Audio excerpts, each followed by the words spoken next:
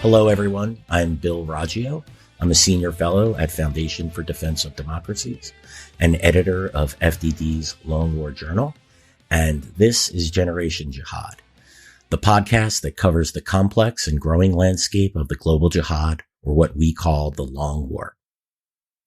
Today, I'm going to do things a little bit differently. I'm going to fly solo today. That'll be the first time, so there'll be no guest or no co-host. Also, I'm going to take this podcast in a little bit different direction than normal. Of course, we always cover issues in the global jihad, but today we are going to discuss Ukraine and Russia's invasion of the country. There is a link, and I'll get into that with the jihad. And while this isn't the area of my main area of focus, I do follow it closely on the side. One of the things I enjoy doing is tracking military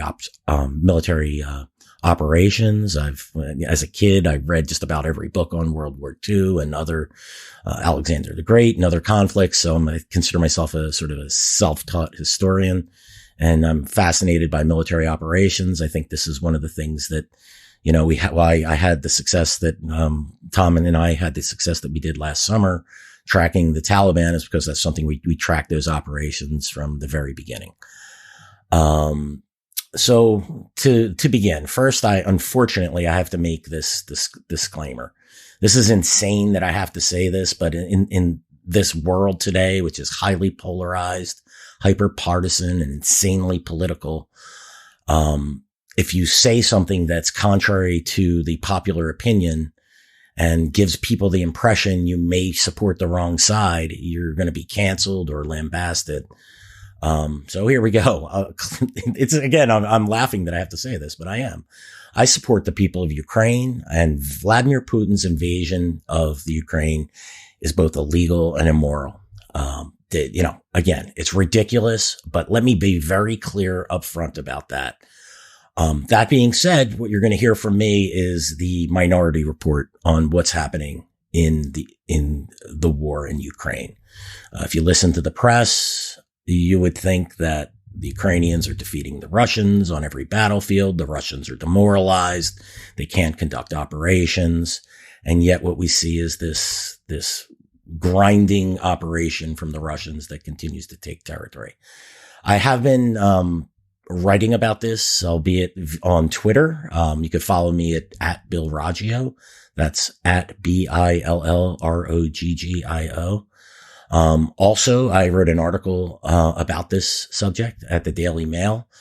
That's fun because the Daily Mail always slaps on a long and interesting and quite loud title, which I support. I actually like reading Daily Mail. You get some interesting information there.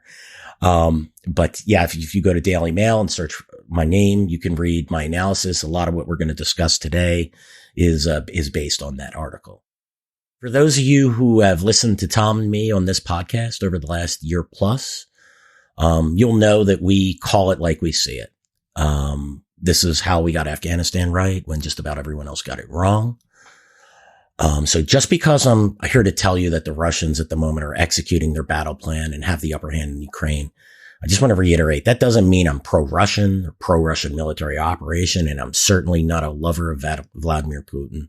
Again, he's a war criminal. This is, his history should judge him as an evil person.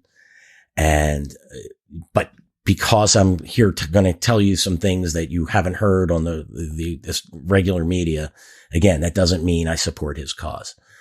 Sadly, our national security establishment is high on what a good friend of mine calls hopium. This is the drug of hope. The national security establishment, and I'm seeing this in the press and a lot of people on social media, they're hoping that the Russians fail. They're hoping that the Ukrainians can succeed. They're hoping the Ukrainians can drive the Russians out of the country, that the Russian offensive stalls and breaks down.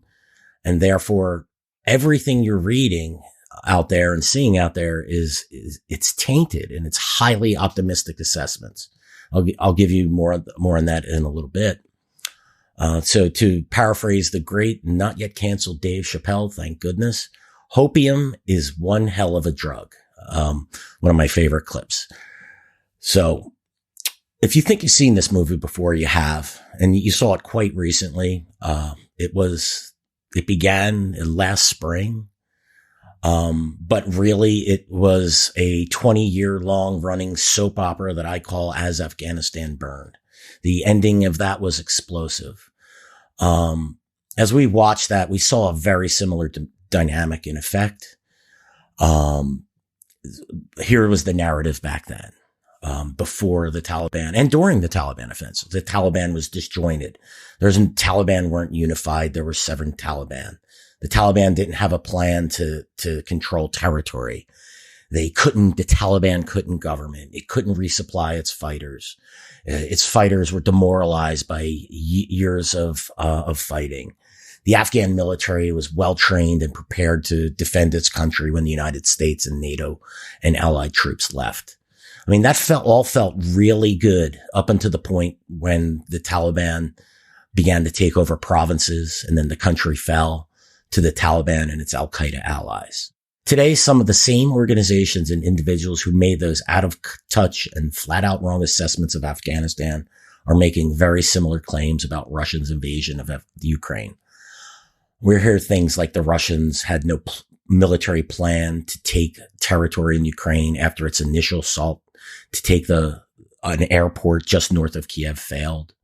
And then because that initial assault failed, the Russians had to cobble together an offensive afterward. I've debunked this nonsense both on Twitter and at the Daily Mail article. But a map from the New York Times and other maps I've seen, one from Jane's that is even more pessimistic from the New York Times map, shows the exact opposite. There is a planned offensive. It's occurring on 5 fronts, and it was launched on the opening day, the same day that Putin attempted to take Kiev.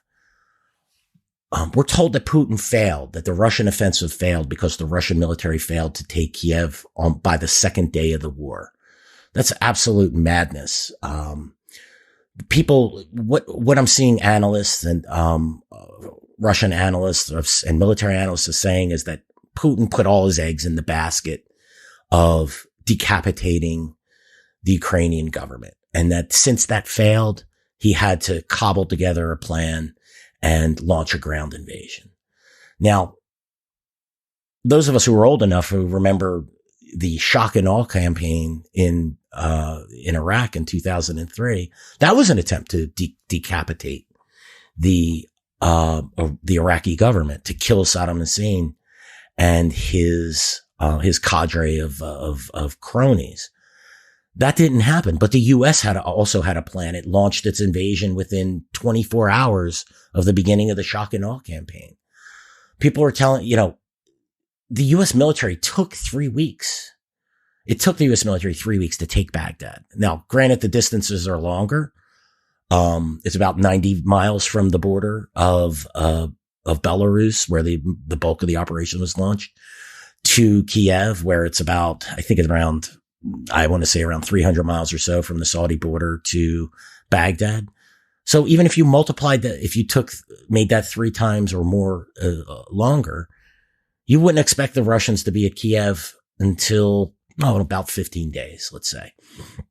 Instead, they made it to 20 miles of Kiev in 4 days. It's not bad considering how hard the Ukrainians have fought. In the south, in Crimea, they advanced 160 miles to a key city. And they did that in 6 days. They've done it to 2 other cities on different axes. This attack is occurring on 5 fronts. In some areas, like the city of Kharkiv, which is the second largest city with 1.5 million people, the Russians have basically surrounded the city and they're launching a siege. It's close to the border. But I'd expect that type of resistance from the Ukrainians to defend a large city, the second largest city in the country. Another thing, we're being told that the Russians are indiscriminately shelling Ukrainian cities, and yet there's very little evidence of that. We have seen images of civilian buildings being struck. I don't deny that's happening, and it is happening. But to say that this is a concerted effort by the Russians is a complete misunderstanding of the situation. As of yesterday, the United Nations reported that 136 civilian casualties after 6 days of war. And this is occurring on multiple fronts. You could triple, quadruple that number of civilian casualties, and it would still be far too low for an indiscriminate assault on civilians. The one thing the Russians have and know how to use and are good at using is artillery.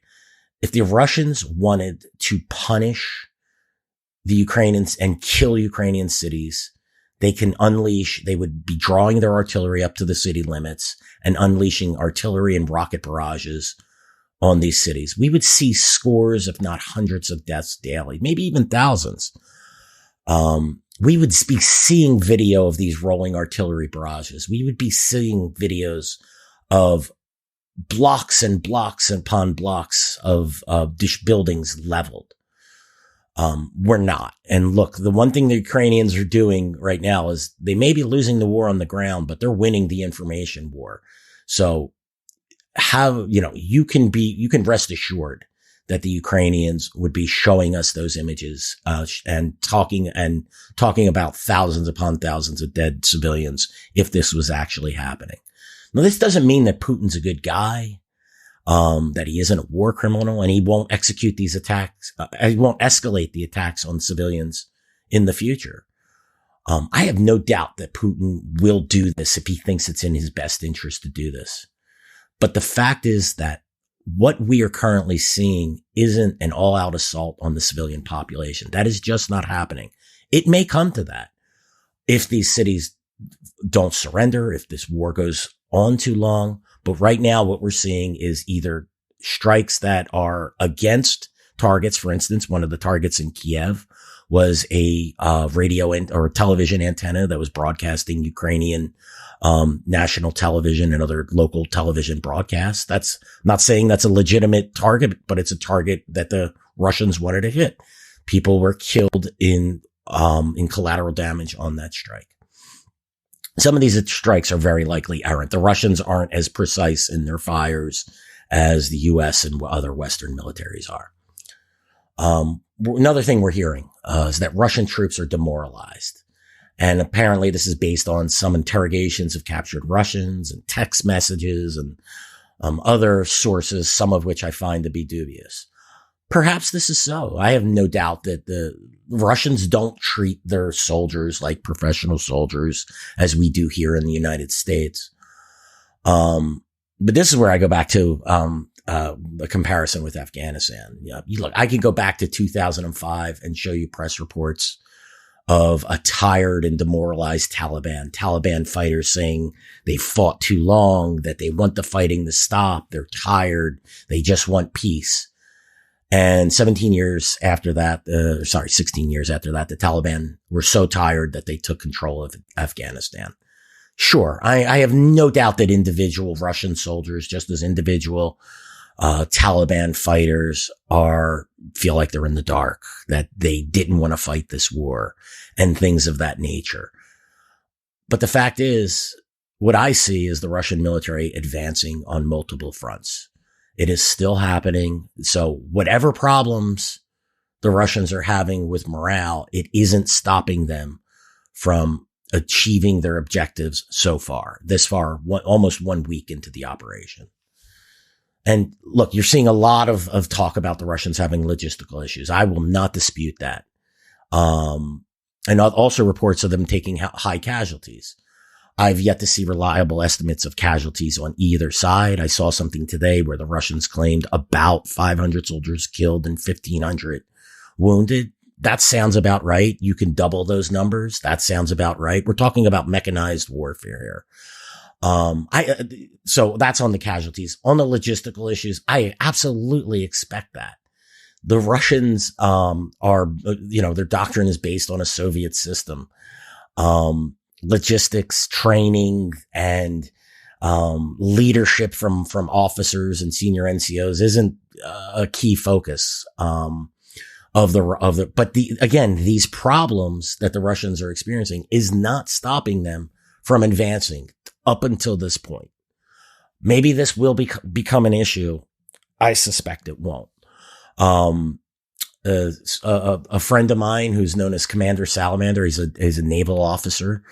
You can follow him on Twitter. He also has a Substack page. He wrote an excellent article, and I'm going to quote from that. He says, "As Russians do, they make up for the lack of inattention to detail with simple mass, end quote. I could not agree more with that.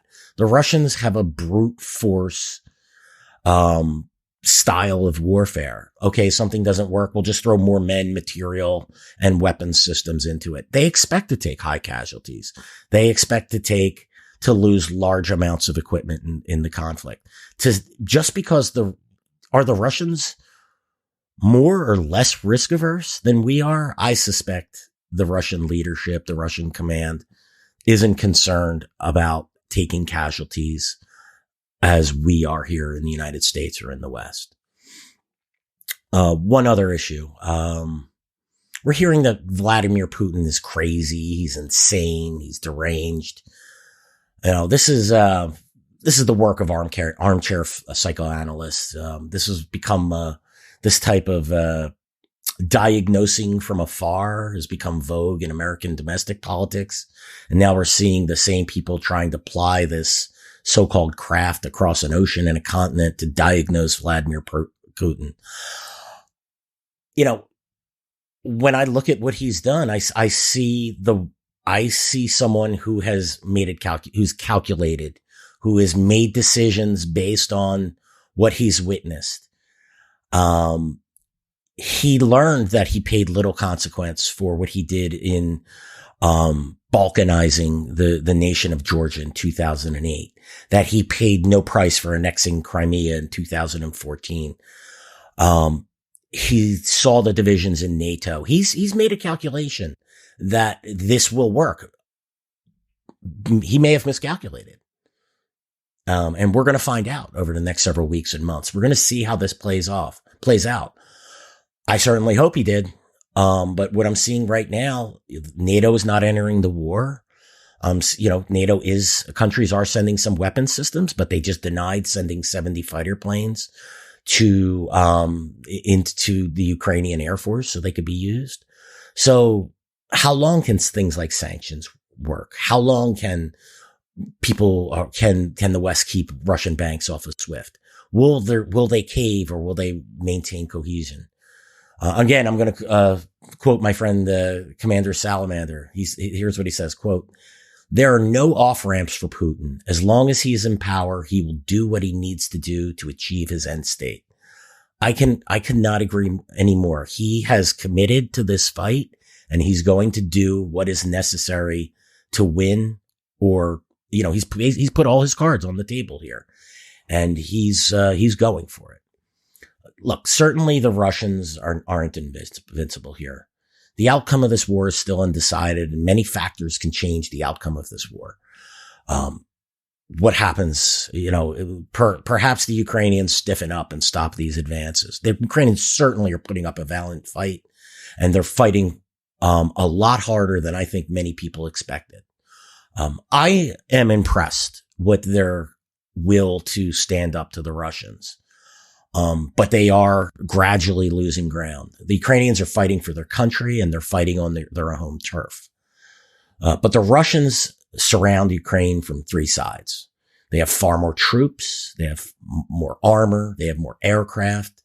They have command of the Black Sea and the Sea of Azov. They were able to actually execute an amphibious assault. Yes, it was miles from the city, but the fact that they can move troops around in that way, it's a plus in their column. Putin has gone all in on this war, and there's no turning back for him. Finally, I'm going to comment really quickly on the issue of a U.S. and NATO imposing a no-fly zone over the Ukraine. This is absolute madness, and fortunately, the Biden administration has indicated that it wants no parts in this.